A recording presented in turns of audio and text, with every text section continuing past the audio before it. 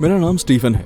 मैं 342 waste pine street पर रहता हूँ और जब से मैं न्यूयॉर्क शिफ्ट हुआ हूँ तब से मुझे हर रात बुरे सपने आते हैं। काश यही मेरी जिंदगी की सबसे बड़ी मुसीबत होती, लेकिन बदकिस्मती से ये मेरी सबसे छोटी परेशानी थी। मैं ये कहानी इसलिए बता रहा हूँ ताकि अगर मैं कभी भी गायब हो गया तो लोगों को पता चल सके कि मेरे साथ क्या हुआ था।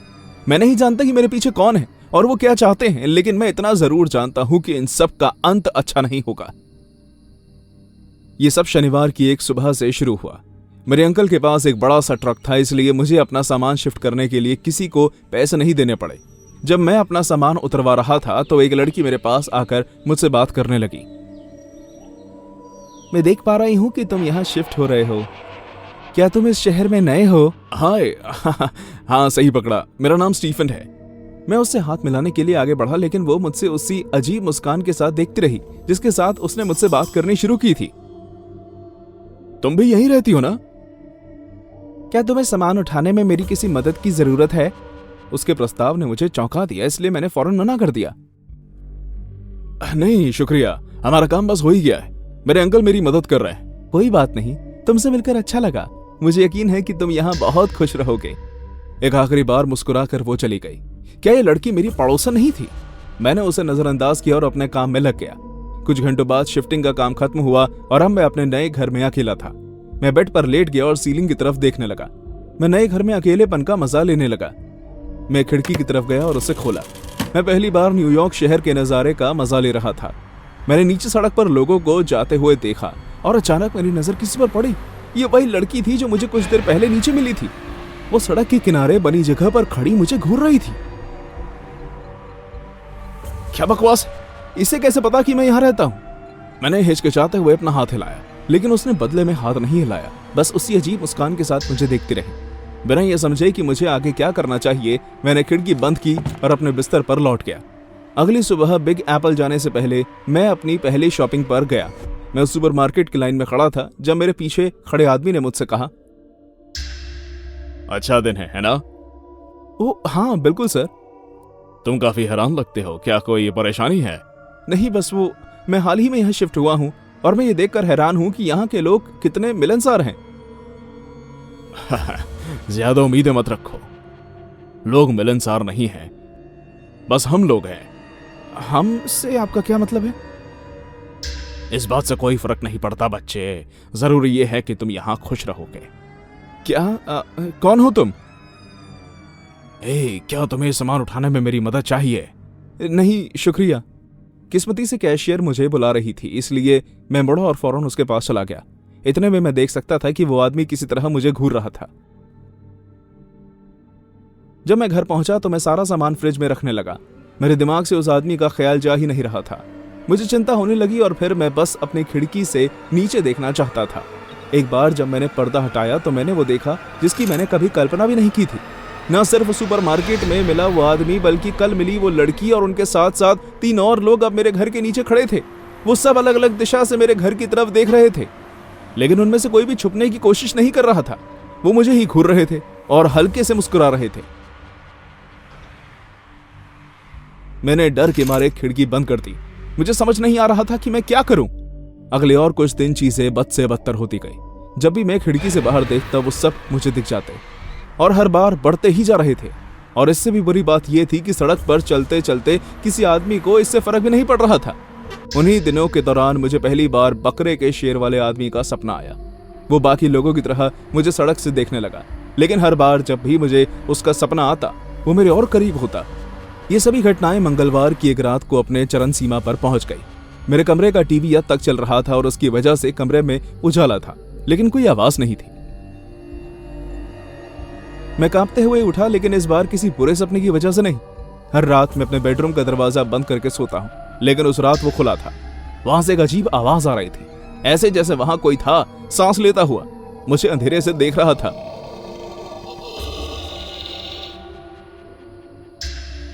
मैंने फौरन बाहर के दरवाजे की तरफ देखा, लेकिन वो बंद था। ऐसा मुमकिन ही नहीं था कि कोई अंदर आया हो। मैंने अपने हाथ में एक चाकू पकड़ा, अपनी हिम्मत जुटाई और धीरे धीरे बाथरूम की तरफ बढ़ने लगा। जैसे जैसे मैं करीब पहुंचा, सांस लेने की आवाज और तेज होने लगी। वो आवाज किसी इंसान की नहीं थी, लेकिन मैं डर के सिर्फ अपने बिस्तर पर बैठा नहीं रह सकता था। मैं उस घुसपैठ के और पास पहुंचने लगा और मैंने अपना हाथ हवा में उठाया। जो भी वहां था उसकी सांसें मैंने अपने हाथ की उंगलियों पर महसूस की। मैं बहुत डर गया था, लेकिन मैंने खुद को संभाला और फौरन लाइट ऑन की, लेकिन वहां कोई नहीं था। मेरा मन शांत हुआ ही था कि अचानक मेरे घर के दरवाजे पर जोर से खटखटाने की आवाज हुई। रात के इस वक्त कौन हो सकता है? मैं दरवाजे की तरफ भागा और जैसे ही मैंने उसे खोला वहां कोई नहीं था।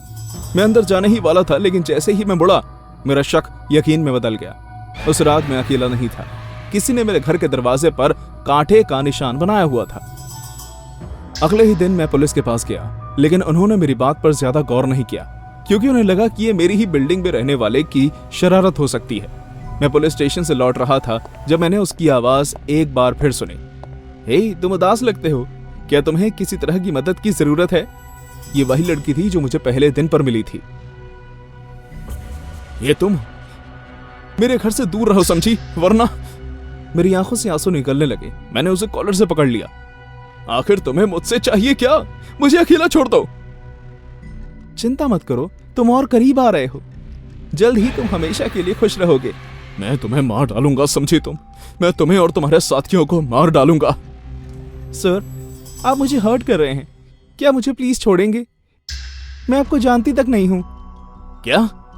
कंफ्यूज होकर मैंने इधर उधर देखा। सड़क पर चल रहा हर आदमी गुस्से से मुझे देख रहा था।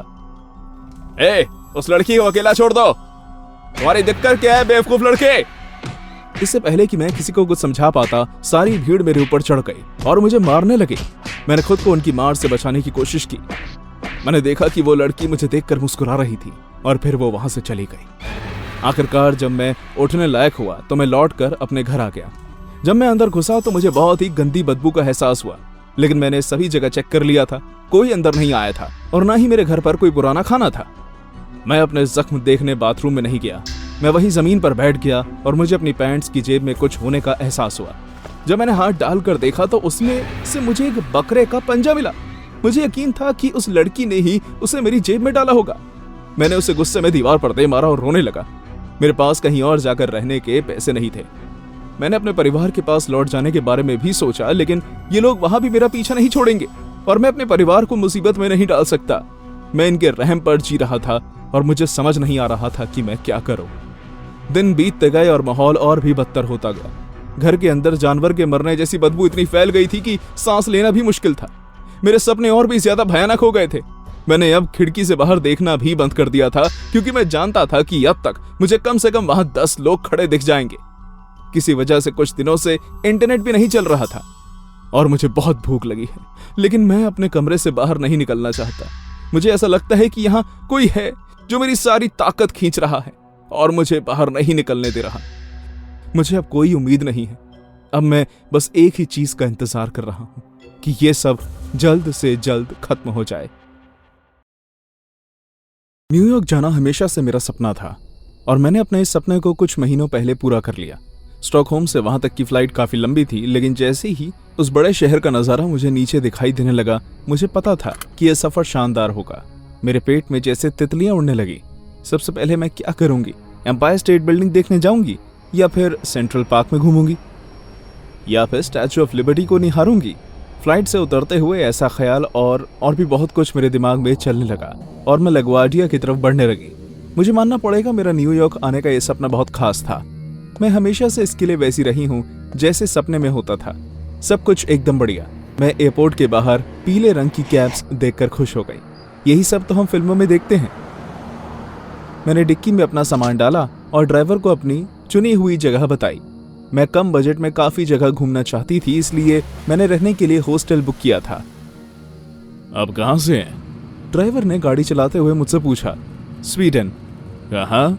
स्वीडन। क्या आपने पहले स्वीडन नहीं सुना? मैंने उसे रियर व्यू मिरर से मुझे देखते हुए देखा। वो मुस्कुराया। शायद पहले कभी नहीं सुना मैम। कोई बात नहीं। मेरे लिए ये बात पहले ही बहुत अजीब थी कि इस आदमी ने स्वीडन का नाम कभी नहीं सुना था, और उससे भी अजीब ये कि वो मुझे रियर व्यू मिरर से लगातार देखे जा रहा था। ना वो मुस्कुरा रहा था और ना कोई और भाव दे रहा था। उसका फीका चेहरा देखकर अब मुझे डर लगने लगा था। लेकिन जैसे ही हम शहर के अंदर आए, मेरे मन थोड़ा शांत हो गया। बहुत से लोग सड़कों पर चल रहे थे। यही तो न्यूयॉर्क शहर को दर्शाता है। मशहूर गाना न्यूयॉर्क मेरे कानों में बजने लगा। New York country jungle where dreams are made of. मेरी आंखें शहर को इतना चमकदार देखकर खिल उठी। मैं 7वें आसमान पर थी और आगे होने वाले अनुभव के बारे में सोचकर बेहद खुश थी। लेकिन ये भावना 5 मिनट से ज्यादा नहीं टिकी। जैसे ही हमने पहला ट्रैफिक सिग्नल पार किया, अचानक उस ड्राइवर ने गाड़ी की गति बढ़ा दी। हे ये क्या हो रहा है? उसने मुझे पूरी तरह नजरअंदाज कर दिया और गाड़ी को तेजी से बाएं ओर घुमाकर एक अंधेरी गली में ले गया। वहां उसने गाड़ी रोक दी और मैं समझ गई कि मैं किसी बड़ी मुसीबत में फंसने वाली हूं। मैं फौरन दरवाजा खोलने की कोशिश करने लगी, लेकिन इतने में ही वो आदमी छोटी बोतल मेरे मुंह के पास लाया और लिक्विड को मेरे चेहरे पर छिड़क दिया। धीरे धीरे मेरी आंखों के आगे अंधेरा छाने लगा। आखिर में मैंने उस आदमी की शैतान जैसी मुस्कान देखी जो मुझे बेहोश होता देख कर आई थी। जब मेरी आंख खुली तो मुझे इस बात का एहसास होने में थोड़ा वक्त लगा कि शायद अब मैं अपने परिवार से कभी नहीं मिल पाऊंगी। मैं एक जंग खाए हुए बेड पर लेटी हुई थी। मेरे हाथ और पैर बिस्तर से बंधे हुए थे। मैं किसी अपार्टमेंट के एक छोटे से कमरे में थी। दीवारों पर सीलन थी जिसकी वजह से कमरे से बदबू आ रही थी। मेरे ख्याल से दरवाजा बाहर से बंद था क्योंकि अंदर कोई डोर नॉब नहीं था। हेलो, प्लीज मेरी मदद करो, हेलो। खिड़की पर लकड़ी के मोटे तख्ते लगे हुए थे। किसी को भी मेरी आवाज सुनाई दे जाए ऐसा बिल्कुल भी मुमकिन नहीं था। मैं डर के मारे रोने लगी। मैं सोचने लगी कि भगवान जाने कि अब यह आदमी मेरे साथ क्या करने वाला है। अचानक मुझे पैरों की आवाज आते सुनाई दी और साथ में चाबी से दरवाजा खुलने की भी। मैं यहाँ हूँ, प्लीज मदद करो। दरवाजा खुला और करीब 9 से 10 साल की एक छोटी लड़की अंदर चलकर आई। उसके हाथ में खाने की प्लेट थी। उसके कपड़े गंदे थे। उसके भूरे रंग के बाल धूल मिट्टी से भरे हुए थे। उसने खाने की प्लेट बेड पर रखी और मेरे सामने आकर खड़ी हो गई। मैं रोते हुए उससे विनती करने लगी, लेकिन वो बस मुझे देखती रही। प्लीज पुलिस को फोन करो, मेरी मदद करो। मैं नहीं कर सकती। क्या? क्यों? क्योंकि मॉम और डैड तुम्हारे साथ खेलना चाहते हैं। क्या? वो मुड़ी और वहां से भाग गई। वो ऐसे बर्ताव कर रही थी जैसे उसकी उम्र के बच्चों के लिए अपने घर में किसी को जानवरों की तरह बंधे हुए देखना उसके लिए आम बात हो। मेरे आंसू बंद नहीं हो रहे थे और डर के मारे मेरी पैंट गीली हो गई। कुछ मिनटों बाद ही किसी बेघर की तरह कपड़े पहने एक औरत कमरे में आई। उसने प्लेट में रखी ब्रेड मेरे मुंह में ठूस दी और जैसे ही मैं सांस लेने के लिए तड़पी, वो मुझे देखकर हंसने लगी। अरे अरे अरे प्यारी चिड़िया, इतनी जल्दी हार नहीं मानते, अभी तो ये बस शुरुआत है। ऐसा लगता है कि तुम अपने आप को रोक नहीं पाई जाने मन। ऐसा कहते हुए वो ड्राइवर अंदर घुसा और उसने उस औरत को पीछे से गले लगा लिया। वो दोनों मुझे घूरने लगे जैसे वो अपना मनपसंद नजारा देख रहे हों। उस औरत ने मेरे मुंह से ब्रेड निकाली और मैं सांस लेते हुए खांसने लगी। मेरे डैड तुम्हें पकड़ लेंगे। सीसीटीवी कैमरा में तुम्हारे कैब की नंबर प्लेट की फुटेज मिल जाएगी। तुम लोग इससे बच नहीं पाओगे। वो दोनों एक दूसरे को देखकर मुस्कुराने लगे और फिर उस औरत ने पहले मेरी आंख पर और फिर मेरी नाक पर मुक्का मारा। मेरी नाक से खून निकलने लगा और साथ ही साथ दर्द भरे आंसू भी। फिर उसने धीमी आवाज में कहा, तुम्हें लगता है कि हम इतने बेवकूफ हैं? कैमरन हमेशा शिकार करने से पहले अपनी गाड़ी की नंबर प्लेट बदल देता है। भाई तुम्हें ये गलत फहमी तो नहीं कि तुम हमारी पहली शिकार हो? हाँ?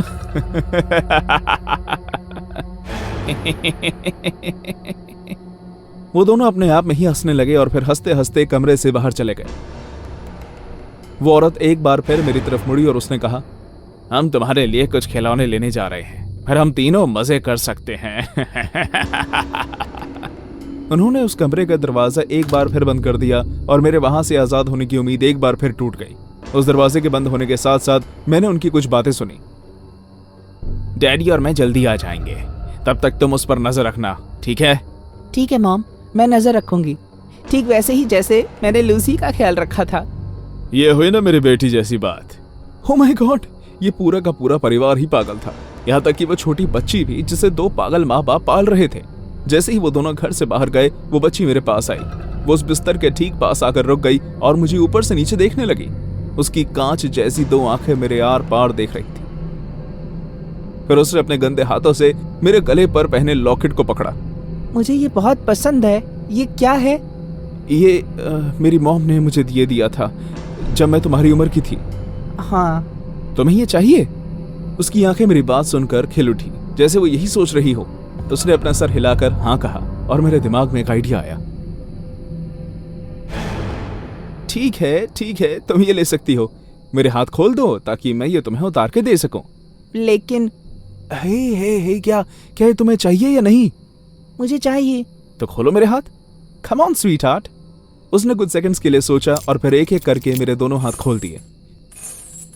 जैसे ही मेरे हाथ खोले, मैंने उसके हाथ पकड़े और उन्हें बिस्तर से बांध दिया। फिर मैंने अपने दोनों पांव खोले और मैं फौरन बिस्तर से उतर गई। वो बच्ची ना तो चिल्लाई ना ही उसने एक भी शब्द कहा, जब तक मैंने एक आखिरी बार उस नरक से निकलते हुए उसे मुड़कर नहीं देखा। तब उसने जो कहा उसे सुनकर आज भी मेरे रोंगटे खड़े हो जाते हैं। तुम पहली हो जो यहाँ से निकल पाई हो। मैं अपनी फटी हुई जीन्स और सफेद रंग की टी शर्ट जिस पर खून के धब्बे थे पहनकर पुलिस के पास गई। मैं उनके साथ वापस उस घर में आई, लेकिन वो परिवार जा चुका था। उनको उस घर के ऊपर वाले हिस्से में 5 लड़कियों की लाश मिली। वो लड़कियां भी मेरी ही तरह न्यूयॉर्क घूमने आई थी। मैं नहीं जानती कि वो परिवार अब कहां है, लेकिन अगर तुम 3 ये देख रहे हो तो तुम नरक में चलोगे। मेरे डैड को एक बहुत अच्छी नौकरी मिल गई थी और इसलिए हमारे पूरे परिवार को न्यूयॉर्क शिफ्ट होना पड़ा। मेरी मॉम और दादी जापान के एक छोटे से गांव से थी, इसलिए वो न्यूयॉर्क में नई जिंदगी जीने के लिए बहुत डरी हुई थी।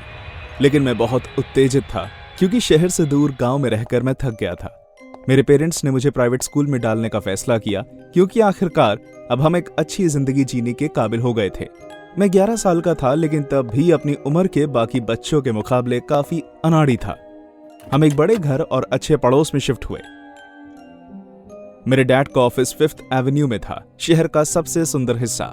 पहले कुछ हफ्तों तक मेरे डैड मुझे स्कूल छोड़ने जाते और मॉम लेने आती थी, लेकिन एक बार जब घर के पास के बच्चे मेरे दोस्त बन गए, मैंने अपने पेरेंट्स के साथ आना जाना बंद कर दिया। मेरी मॉम मुझे अक्सर इस बात के लिए डांटा करती, लेकिन मैं उन्हें नजरअंदाज कर देता। मैं पहले ही उस जगह पर नया था, मुझे और कोई शर्मिंदगी नहीं झेलनी थी। मंगलवार का दिन था। मेरी मॉम को दादी के साथ डेंटिस्ट के पास जाना था, इसलिए मेरे डैड ने अपनी ऑफिस की गाड़ी मुझे स्कूल से पिक करने के लिए भेज दी।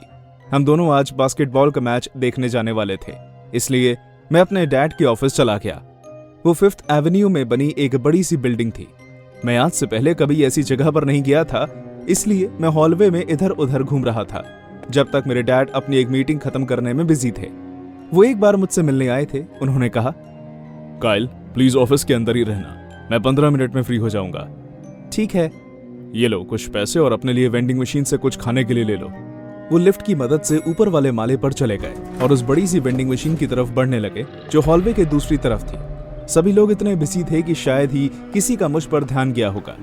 मैं अपनी ड्रिंक एंजॉय कर रहा था। जैसे ही मुझे अपने बाएं कंधे पर किसी के हाथ का एहसास हुआ, मैं चौंक कर पीछे मुड़ा और घबराहट में मेरे हाथ से ड्रिंक मेरे कपड़ों पर गिर गई। एक अधेड़ उम्र का आदमी मेरे पीछे खड़ा था। उसके कपड़ों से लग रहा था कि वो बहुत अमीर है। वो बिना आंख झपकाए मुस्कुराया और बोला, ओह नो, मुझे माफ करना।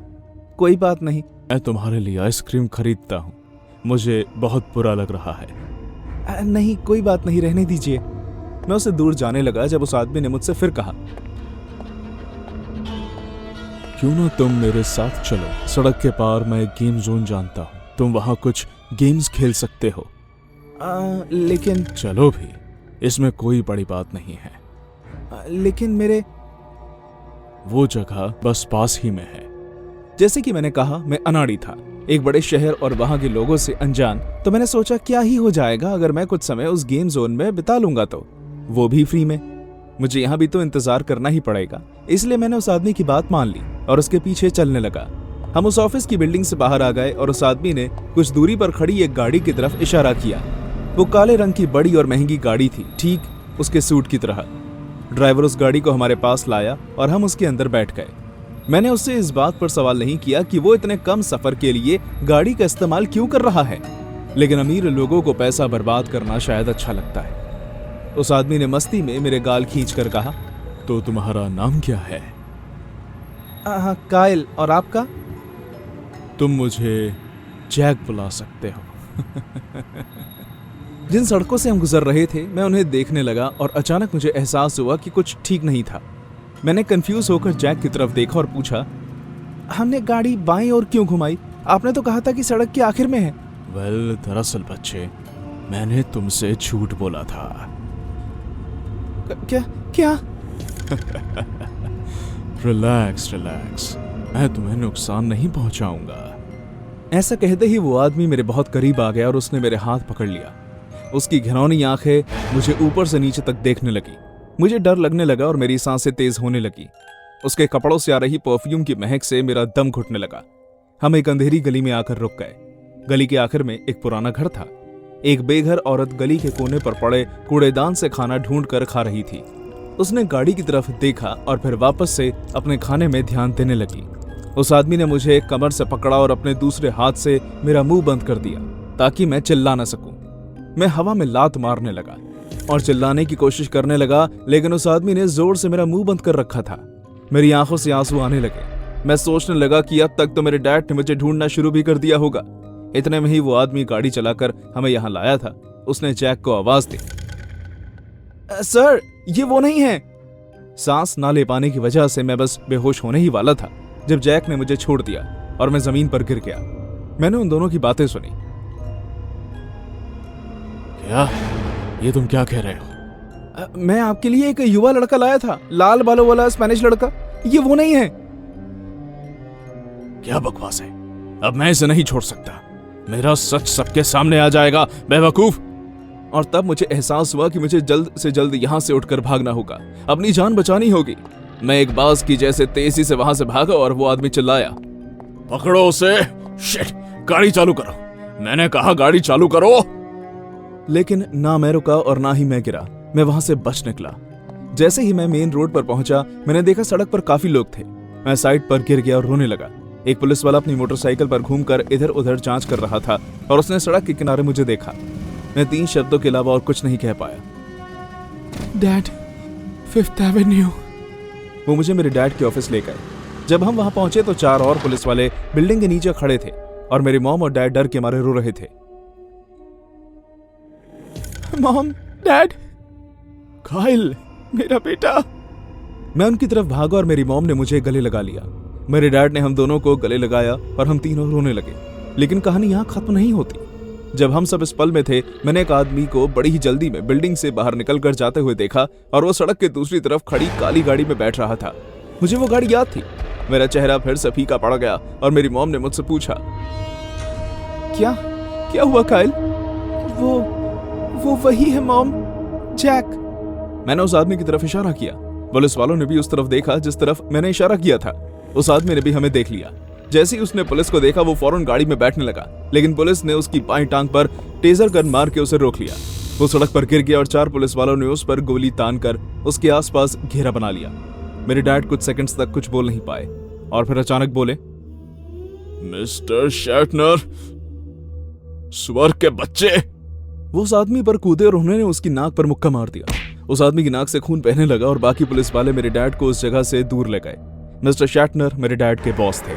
उन्हें पुलिस ने काफी गंभीर अपराधों के लिए गिरफ्तार कर लिया। बहुत से लोगों को यह जानकर हैरानगी हुई कि वो न्यूयॉर्क की सड़कों पर बच्चों का शिकार करता था।